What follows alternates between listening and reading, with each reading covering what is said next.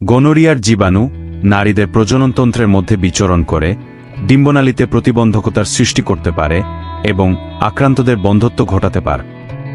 গর্ভাবস্থায় আক্রান্ত হলে যোনি হতে বাচ্চার চোখও এই জীবাণুতে আক্রান্ত হতে পারে।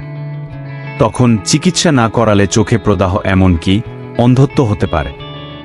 শুক্রনালী বন্ধ হয়ে পুরুষের বন্ধ্যত্ব ঘটাতে পারে এ রোগ।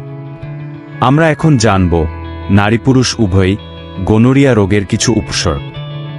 গনোরিয়া আক্রান্ত রোগীর দেহে তেমন স্পষ্ট বাহ্যিক লক্ষণ প্রকাশ পায় না, তবে এর কিছু উপসর্গ রয়েছে। পুরুষের ক্ষেত্রে 1. প্রস্রাবের সময় জ্বালাপোড়া অনুভূত।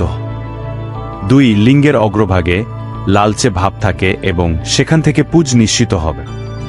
3. স্বাভাবিকের চেয়ে বেশিবার মূত্রত্যাগের ইচ্ছা হবে। 4. শুক্রাশয় ও অন্ডকোষে ব্যথা হবে। 5. তবে এ রোগে পুরুষাঙ্গ বা গায়ে ক্ষত বা ঘা লক্ষ্য করা যায় না। 6. মূত্রনালীতে প্রতিবন্ধকতার সৃষ্টি হয়ে প্রস্রাব বের হয়ে আসতে পারে না। এতে কিডনির মারাত্মক ক্ষতি হতে পারে। 7. দীর্ঘদিনের সংক্রমণের ফলে অস্থিসন্ধি প্রদাহ, মস্তিষ্কের প্রদাহ, ত্বকে ক্ষত, সেপ্টিসেমিয়া এমনকি হৃৎপিণ্ডের ক্ষতি হতে পারে। নারীদের ক্ষেত্রে 1. তলপেটে ব্যথা। 2. রোজচক্রের মধ্যবর্তী সময়ে প্রচুর রক্তপাত। 3. অনিয়মিত পিরিয়ড। 4. জ্বর ও গায়ে ফুসকুড়ি। 5. কষ্টদায়ক যৌন মিলন ও মূত্রত্যাগে ব্যথা। 6.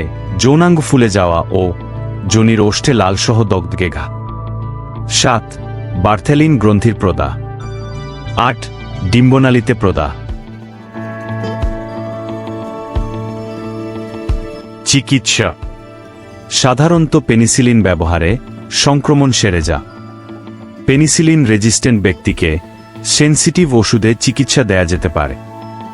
জটিলতাহীন গনোরিয়ার ক্ষেত্রে পর্যাপ্ত এক মাত্রায় উপযুক্ত জীবাণুবিরোধী বা অ্যান্টিমাইক্রোবিয়াল ওষুধ বেশ ভালো কাজ দেয়। এছাড়া অবস্থা জটিল হলে চিকিৎসকের পরামর্শ নিয়ে কাজ করাই উত্তম। আরও এমন ভিডিও পেতে দয়া করে আমার চ্যানেলটি লাইক, সাবস্ক্রাইব করে পাশে থাকবেন। স্বাস্থ্যকর জীবন যাপন করুন, সুস্থ থাকুন, ভালো থাকবেন।